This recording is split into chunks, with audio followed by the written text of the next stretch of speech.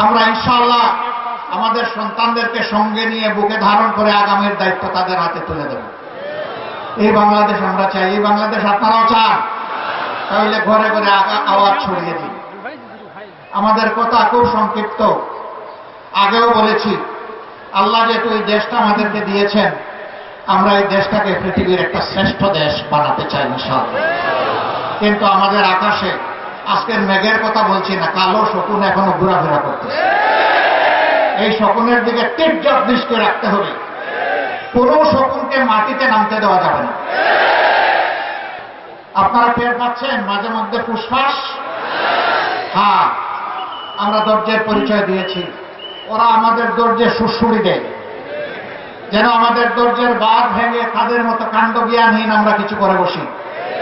ওরা বলেছিল আওয়ামী সরকারের পতন হলে মাত্র 2 দিনে 5 লক্ষ মানুষ প্রতিপক্ষের লোকেরা খুন করে ফেলবে। এটা কি বাংলাদেশে হয়েছে? কেন হয় নাই? ওরা কাণ্ডজ্ঞানহীন অপদার্থ ছিল, কিন্তু জাতি অত্যন্ত কাণ্ডজ্ঞান সম্পন্ন। এই জাতি কাণ্ডজ্ঞানহীন নয়। ওরা দেশকে ভালোবাসে না বলে পালায় যায়। এই জাতি দেশকে ভালোবাসে বলেই ওগুলা করতে দেয়নি। অতএব আমাদের ধৈর্যের আর পরীক্ষা নিয়ে কোনো লাভ নাই। আল্লাহর পক্ষ থেকে এই জাতি ধৈর্যের পরীক্ষায় উত্তীর্ণ হয়ে গিয়েছে আলহামদুলিল্লাহ। এই ধৈর্য আমাদেরকে অব্যাহত রাখতে হবে। যে যে দিক থেকেই আমাদেরকে উস্কানি দেব, কারো পাতা ফাঁদে আমরা পা দিব না ইনশাআল্লাহ। ধৈর্যের সাথে সকল পরিস্থিতি আল্লাহর পর ভরসা করে আমরা মোকাবেলা করব।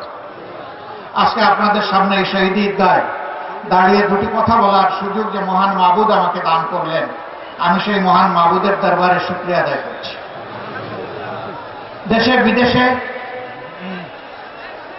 স্বৈরাচারের হাত থেকে দেশটাকে মুক্ত করার জন্য সমান তালে অনেকে লড়াই করেছেন।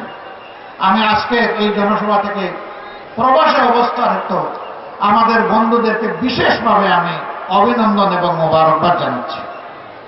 তারা লড়াই করতে গিয়ে দেশের ভিতরে তাদের আত্মীয় স্বজনকে নাজেহাল করা হয়েছে। সাংবাদিক পলক সরওয়ার নিউ ইয়র্কে বসে বাংলাদেশের মানুষের অধিকারের পক্ষে লড়াই করেছে।